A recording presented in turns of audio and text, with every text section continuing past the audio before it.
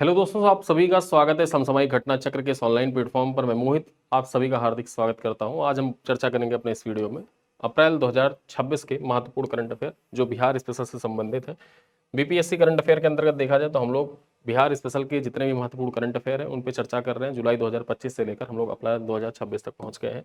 आपकी परीक्षाएँ जो है 26 जुलाई को प्रस्तावित हैं, तो उसके पहले पहले देखा जाए तो हम लोग पूरा प्रयास करेंगे इस सारी सीरीज भी समाप्त हो जाए और एक बजट सर्वे का जो वीडियो होगा वो भी हम आपके लिए लेकर आए।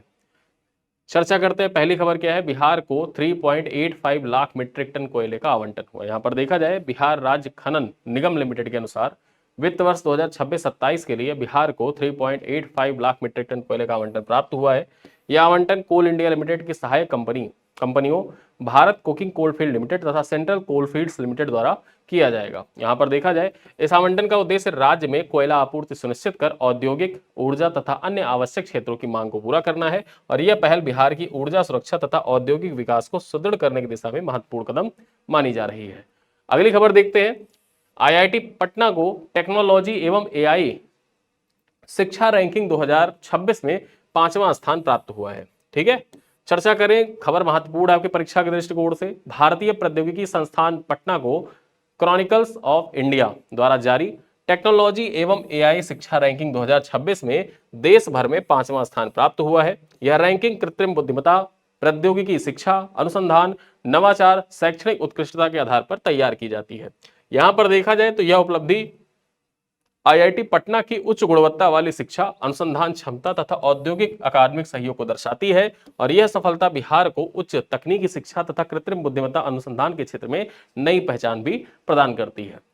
अगली खबर देखा जाए तो बापू टावर और बुद्ध सम्यक दर्शन संग्रहालय को विश्वकर्मा अवार्ड 2026 से सम्मानित किया गया है। बात की जाए तो पटना स्थित बापू टावर तथा वैशाली स्थित बुद्ध सम्यक दर्शन संग्रहालय, अब याद रखिएगा बुद्ध सम्यक दर्शन संग्रहालय कहां पर अवस्थित है, ये वैशाली में अवस्थित है और बापू टावर कहां पर है, तो ये पटना में अवस्थित है।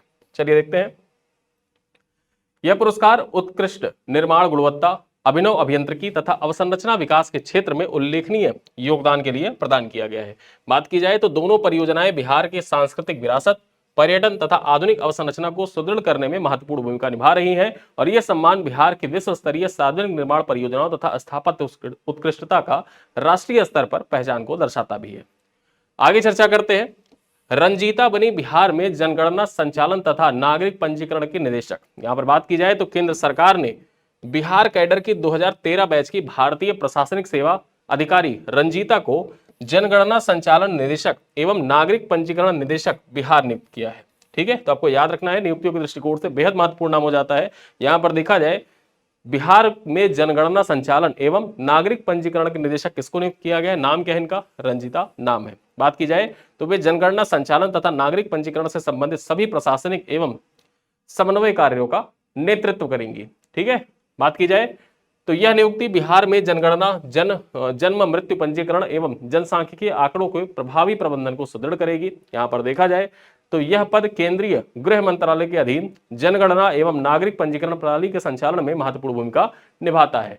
अगली खबर पर चर्चा की जाए तो न्यायमूर्ति ऋषिकेश राय बने बिहार क्रिकेट एसोसिएशन के लोकपाल। ठीक है, यहां पर देखा जाए जो ऋषिकेश राय है इनको बनाया गया है बिहार क्रिकेट एसोसिएशन का नया लोकपाल। अप्रैल महीने की खबर है।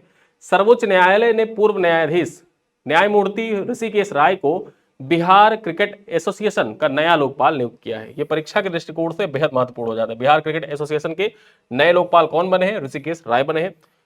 उन्होंने न्यायमूर्ति अभय एस ओका का स्थान लिया जिन्होंने यह पद स्वीकार करने से इनकार कर दिया था। बात की जाए तो लोकपाल का दायित्व एसोसिएशन में सुशासन, पारदर्शिता तथा विवादों के निष्पक्ष निस्तारण को सुनिश्चित करना है और यह नियुक्ति बिहार क्रिकेट एसोसिएशन के प्रशासनिक तथा संस्थागत सुधारों को सुदृढ़ करने की दिशा में महत्वपूर्ण कदम माना जा रहा है। अगली खबर पर चर्चा करते हैं तो मधुबनी के बलिराजगढ़ में 2500 वर्ष पुरानी सभ्यता के प्रमाण मिले हैं। ठीक है, अब याद रखना है ये जो बलिराजगढ़ है यहीं पर बलिराज फोर्ट भी था और ये कहां पर अवस्थित है, तो ये मधुबनी डिस्ट्रिक्ट के अंतर्गत आता है। चर्चा की जाए तो भारतीय पुरातत्व सर्वेक्षण यानी कि आर्कियोलॉजिकल सर्वे ऑफ इंडिया ने पटना मंडल द्वारा मधुबनी जिले के बलिराजगढ़ में उत्खनन के दौरान लगभग 2500 वर्ष पुरानी विकसित नगरीय सभ्यता का प्रमाण प्राप्त किया है।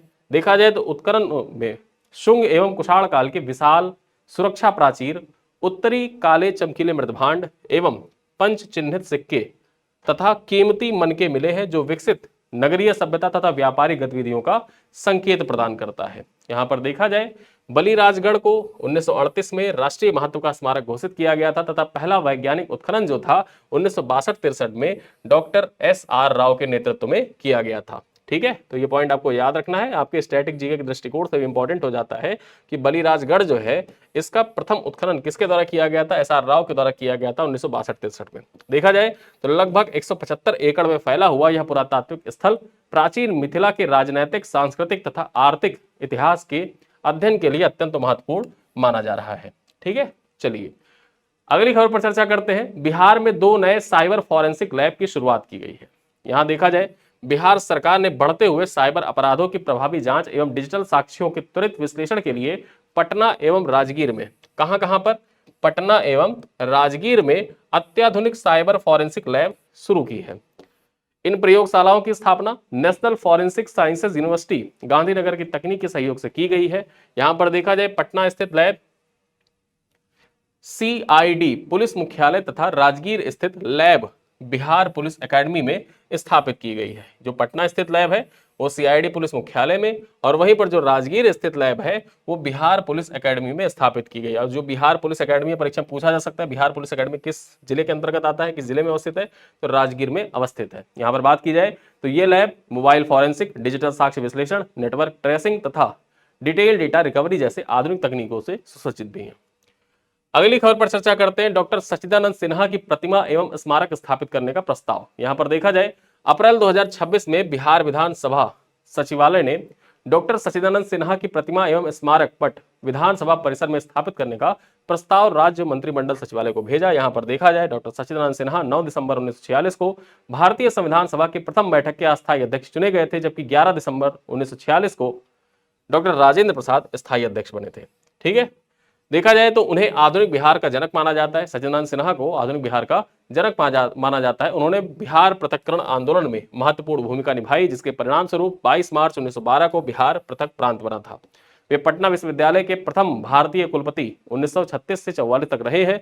साथ ही साथ देखा जाए तो बिहार और उड़ीसा प्रांत के प्रथम भारतीय वित्त मंत्री भी रहे हैं। चलिए आगे चर्चा करते हैं पश्चिमी चंपारण के विजयगिरी का देसी बीज बैंक चर्चा में। यहां पर देखा जाए जो पश्चिमी चंपारण के अंतर्गत रामगढ़ प्रखंड है, यहीं पर देखा जाए एक किसान है, प्रगतिशील किसान है, उनका नाम है विजय गिरी। ठीक है, विजय गिरी इनका नाम है। अपने देसी बीज बैंक के माध्यम से पारंपरिक एवं विलुप्त प्राय बीजों के संरक्षण का अभियान चला रहे हैं। वे वर्षों से किसानों को देसी बीज निःशुल्क उपलब्ध कराकर जैव विविधता तथा पारंपरिक कृषि को बढ़ावा दे रहे हैं। बात की जाए तो यह पहल रासायनिक उर्वरकों एवं संकर बीजों पर बढ़ती निर्भरता को कम कर सतत कृषि को प्रोत्साहित करने की दिशा में महत्वपूर्ण है। यहाँ पर बात की जाए तो यह सामुदायिक बीज संरक्षण मॉडल कृषि विरासत के संरक्षण, खाद्य सुरक्षा तथा किसानों की आत्मनिर्भरता को सुदृढ़ करने में सहायक है। बात की जाए आगे अगली खबर देखते हैं। बिहार दिवस और निवेश मंच 2026 का आयोजन इंडोनेशिया में किया गया। ठीक है, बिहार दिवस एवं निवेश मंच 2026 का आयोजन इंडोनेशिया में किया गया। बात की जाए तो 18 अप्रैल 2026 को जकार्ता इंडोनेशिया स्थित भारतीय दूतावास के व्यंग ऑडिटोरियम में जो बिहार दिवस है एवं निवेश मंच 2026 का आयोजन विरासत, विकास और वैश्विक साझेदारी थीम पर की गई थी। कार्यक्रम में बिहार फाउंडेशन के इंडोनेशिया चैप्टर, तो बिहार समाज इंडोनेशिया का औपचारिक शुभारंभ भी किया गया। यहां पर देखा जाए तो इस मंच का उद्देश्य पर्यटन, खाद्य प्रसंस्करण एवं कपड़ा उद्योग जैसे क्षेत्रों में विदेशी निवेश को आकर्षित करना, बिहार की सांस्कृतिक विरासत का वैश्विक प्रचार करना था। कार्यक्रम में भारत के राजदूत संदीप चक्रवर्ती, SD डोरमोनो सहित 120 से अधिक प्रवासी भारतीय नीति निर्माताओं एवं उद्योगपतियों ने पार्टिसिपेट किया था। ठीक है, अगली खबर चर्चा करते हैं, बेहद महत्वपूर्ण। सम्राट चौधरी बने बिहार के 24वें मुख्यमंत्री। ठीक है, अप्रैल में देखा जाए तो सम्राट चौधरी हैं, ये 24वें मुख्यमंत्री बन गए बिहार के। 15 अप्रैल 2026 को राष्ट्रीय जनतांत्रिक गठबंधन यानी कि NDA के नेता सम्राट चौधरी ने बिहार के 24वें मुख्यमंत्री के रूप में पद एवं गोपनीयता की शपथ ग्रहण की। यहां पर देखा जाए राज्यपाल सैयद अता हसनैन ने राजभवन में आयोजित समारोह में उन्हें शपथ दिलाई। बात की जाए तो सम्राट चौधरी भारतीय जनता पार्टी से बिहार के प्रथम मुख्यमंत्री बने हैं, यानी कि बीजेपी की ओर से ये पहले मुख्यमंत्री हैं जो बिहार में बने हैं। यहां पर देखा जाए नई सरकार में विजय कुमार चौधरी एवं विजेंद्र प्रसाद यादव को उप मुख्यमंत्री बनाया गया है। यानी कि विजय कुमार चौधरी एवं विजेंद्र प्रसाद यादव जो है ये उप मुख्यमंत्री बने हैं, और वहीं पर जो सम्राट चौधरी हैं वो बीजेपी की ओर से पहले मुख्यमंत्री हैं बिहार के। तो ये पॉइंट आप याद रखिएगा। आगे देखते हैं, रूपाली भूषण बनी मिस यूनिवर्स बिहार 2026। बात की जाए तो पटना स्थित राष्ट्रीय फैशन प्रौद्योगिकी संस्थान यानी कि जो निफ्ट है, पटना स्थित निफ्ट परिसर में आयोजित मिस यूनिवर्स इंडिया 2026 की आधिकारिक राज्य स्तरीय ऑडिशन में खगड़िया की रूपाली भूषण को मिस यूनिवर्स बिहार 2026 चुना गया है। अब आपकी परीक्षा के लिए महत्वपूर्ण यह हो जाता है कि मिस यूनिवर्स बिहार 2026 किसे चुना गया है? रूपाली भूषण को चुना गया है। यह भी पूछ सकता है कि मिस यूनिवर्स बिहार 2026 का खिताब जीतने वाली रूपाली भूषण का संबंध बिहार के किस जिले से है? तो इनका संबंध खगड़िया जिले से है।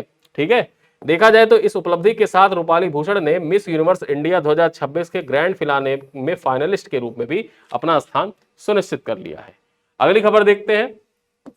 इसी के अंतर्गत अगला पॉइंट क्या है? राष्ट्रीय प्रतियोगिता में वे बिहार का प्रतिनिधित्व करेंगी, और यहां पर चर्चा की जाए तो यह बिहार में मिस यूनिवर्स इंडिया द्वारा आयोजित तीसरा आधिकारिक राज्य स्तरीय ऑडिशन था। यानी कि इस बार जो ऑडिशन आयोजित किया गया था यह तीसरा राज्य स्तरीय ऑडिशन था मिस यूनिवर्स इंडिया का। अगली खबर पर चर्चा करें तो बिहार संग्रहालय और अनंत नेशनल यूनिवर्सिटी के बीच में समझौता ज्ञापन हस्ताक्षरित हुआ है। बात की जाए तो 2 अप्रैल 2026 को बिहार संग्रहालय पटना तथा अनंत नेशनल यूनिवर्सिटी अहमदाबाद के बीच में समझौता ज्ञापन हस्ताक्षरित हुआ। इस साझेदारी के अंतर्गत विरासत नवाचार केंद्र की स्थापना की जाएगी, जो शोध, डिजाइन, आधुनिक तकनीकी के माध्यम से सांस्कृतिक विरासत के संरक्षण पर कार्य करेगा। यहाँ पर बात की जाए तो पहल का उद्देश्य बिहार की अमूर्त एवं भौतिक सांस्कृतिक विरासत का डिजिटल संरक्षण, उन्नत संग्रहालय प्रबंधन एवं विश्व स्तर पर प्रभावी प्रस्तुतिकरण सुनिश्चित करना है। यहां पर देखा जाए तो यह दीर्घकालिक अंतः विषय सहयोग बिहार के ऐतिहासिक विरासत को शिक्षा, नवाचार, प्रौद्योगिकी से जोड़ने का महत्वपूर्ण कदम माना जा रहा है। अगली खबर पर चर्चा करते हैं तो बिहार पुलिस को मिलेगा राष्ट्रपति कलर सम्मान। यहां पर देखा जाए बिहार पुलिस जो है इसको राष्ट्रपति कलर सम्मान से सम्मानित किया गया है। अप्रैल 2026 की खबर है। अप्रैल 2026 में केंद्र सरकार ने बिहार पुलिस को उत्कृष्ट एवं अनुकरणीय सेवा के लिए राष्ट्रपति कलर्स पुरस्कार प्रदान करने की घोषणा की, जो किसी भी पुलिस बल के लिए सर्वोच्च राष्ट्रीय सम्मान है। देखा जाए तो यह सम्मान डायल 112 आपातकालीन प्रतिक्रिया प्रणाली, महिला पुलिस कर्मियों की उच्च भागीदारी, थाने के सुदृढ़ीकरण नेटवर्क तथा CCTNS आधारित आधुनिकीकरण के आधार पर प्रदान किया गया है। सम्मान प्राप्त होने के बाद बिहार पुलिस के सभी कर्मी अपनी वर्दी पर बाईं आस्तीन पर विशेष प्रतीक चिन्ह जो इंसानिया होते हैं वो धारण कर सकेंगे। यहां पर बात की जाए तो महत्वपूर्ण तथ्य याद रखिए कि राष्ट्रपति कलर पहली बार 1951 में भारतीय नौसेना को प्रदान किया गया था। पुलिस श्रेणी में 1952 में उत्तर प्रदेश को प्रदान किया गया था। यानी कि अगर पुलिस कैटेगरी की बात करें, पुलिस श्रेणी की बात करें, तो पुलिस कैटेगरी में देखा जाए तो उत्तर प्रदेश पुलिस पहली पुलिस थी पूरे देश की जिसको राष्ट्रपति कलर सम्मान प्रदान किया गया है। ठीक है, चलिए अगली खबर पर चर्चा करते हैं। बिहार में सिंचाई क्रांति आशा मॉडल का उदय हुआ है। यहां पर देखा जाए जल संसाधन विभाग ने आशा यानी कि alternate source for harnessing aqua model विकसित किया है, जो दक्षिण बिहार के आहर पाइपलाइन प्रणाली का आधुनिकीकरण कर सौर ऊर्जा आधारित सिंचाई एवं जल संरक्षण को बढ़ावा देता है। देखा जाए तो इस मॉडल का पायलट प्रोजेक्ट पटना जिले के पालीगंज प्रखंड में सफलतापूर्वक लागू किया गया, जहां आहर फ्लोटिंग सोलर पैनल एवं भूमिगत पाइपलाइन तथा ड्रिप सिंचाई का उपयोग किया जाता है। ठीक है, बात की जाए तो इस मॉडल में किसानों की सिंचाई लागत लगभग शून्य हो रही है तथा अतिरिक्त सौर ऊर्जा को ग्रिड में भेजकर आय भी अर्जित करने का अवसर मिल रहा है। और यह पहल भूजल पुनर्भरण, शून्य कार्बन उत्सर्जन, जल संरक्षण, सामुदायिक प्रबंधन एवं रोजगार जो ग्रामीण रोजगार होता है उसको बढ़ावा भी देता है। तो इस प्रकार से यहाँ पर जो आशा मॉडल है, इस आशा मॉडल के बारे में जाने रहिएगा, आपकी परीक्षा के दृष्टिकोण से इंपॉर्टेंट है। सबसे पहले पायलट प्रोजेक्ट के रूप में कहाँ स्टार्ट किया गया? तो पटना जिले के अंतर्गत स्टार्ट किया गया था। चलिए आगे देखते हैं। संजय गांधी जैविक उद्यान का नाम बदलकर क्या कर दिया गया है? इसका नाम बदलकर कर दिया गया पटना जू। जो संजय गांधी जैविक उद्यान था इसका नाम परिवर्तित कर दिया गया है। बिहार मंत्रिमंडल ने संजय गांधी जैविक उद्यान का आधिकारिक नाम बदलकर पटना जू तथा इसकी प्रबंधन एवं विकास सोसाइटी का नाम बदलकर पटना जू प्रबंधन एवं विकास सोसाइटी करने का प्रस्ताव को मंजूरी दे दी है। इस निर्णय का उद्देश्य वैश्विक ब्रांडिंग पर्यटन संवर्धन तथा इको टूरिज्म को बढ़ावा देकर उद्यान की पहचान को अधिक सशक्त बनाना है। बात की जाए तो पटना जू की स्थापना 1969 में वानस्पतिक उद्यान के रूप में हुई थी और 1973 में इसे चिड़ियाघर के रूप में जनता के लिए खोला गया था। बात की जाए तो केंद्रीय चिड़ियाघर प्राधिकरण ने इसे बड़े चिड़ियाघर की श्रेणी में रखा है तथा यहाँ एक सींग वाले गैंडे के संरक्षण एवं प्रजनन के लिए एशिया के प्रमुख केंद्रों में सम्मिलित है। यानी कि ये जो संजय गांधी जैविक उद्यान था, ये एक सींग वाले जो गैंडे होते हैं उनके संवर्धन एवं संरक्षण के लिए एक महत्वपूर्ण केंद्र के रूप में जाना जाता है पटना जू को। चलिए अब कुछ प्रश्न है जिनका उत्तर आपको कमेंट बॉक्स में देना है। पहला प्रश्न है कि वित्त वर्ष 2026-27 के लिए बिहार को कितने कोयला आवंटित किया गया है? 2.85 lakh tonne, 3.25 lakh metric tonne या फिर 3.85 lakh metric tonne, 4.50 lakh metric tonne. ठीक, अगली खबर है टेक्नोलॉजी एवं एआई शिक्षा रैंकिंग 2026 में आईआईटी पटना को देश भर में कौन सा स्थान प्राप्त हुआ है? तीसरा, चौथा, पांचवा या फिर सातवां। क्वेश्चन नंबर 3 है मधुबनी के बलिराजगढ़ में एएसआई के उत्खनन के दौरान लगभग कितने वर्ष पुरानी सभ्यता के प्रमाण मिले? 1500 वर्ष पुरानी सभ्यता, 2000 वर्ष पुरानी सभ्यता, 2500 वर्ष पुरानी सभ्यता या 3000 वर्ष पुरानी सभ्यता। चौथा सवाल है बिहार में नई साइबर फॉरेंसिक लैब किन 2 स्थानों पर स्थापित की गई है? गया और मुजफ्फरपुर, भागलपुर दरभंगा, पटना राजगीर, पूर्णिया सहरसा। और अंतिम सवाल है राष्ट्रपति कलर या निशान प्राप्त करने के बाद बिहार पुलिस के कर्मी अपनी वर्दी पर विशेष प्रतीक चिन्ह कहां पर धारण करेंगे? दाईं आस्तीन पर, दाईं जेब पर, टोपी पर या फिर बाईं आस्तीन पर। ठीक है, तो ये है कुछ 5 सवाल जो आपके अप्रैल महीने के करंट अफेयर से इंपॉर्टेंट हो जाते हैं। और साथ ही साथ में देखा जाए तो अप्रैल 2026 के जितने भी महत्वपूर्ण करंट अफेयर बिहार स्पेसिफिक है, बिहार करंट अफेयर के दृष्टिकोण से इंपॉर्टेंट है।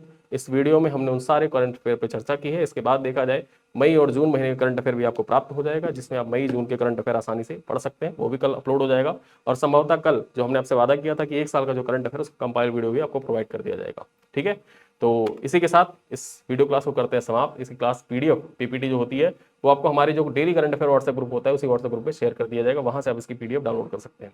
इन्हीं सब बातों के साथ इस क्लास को करते हैं समाप्त। मिलते हैं क्लास में, तब तक के लिए धन्यवाद।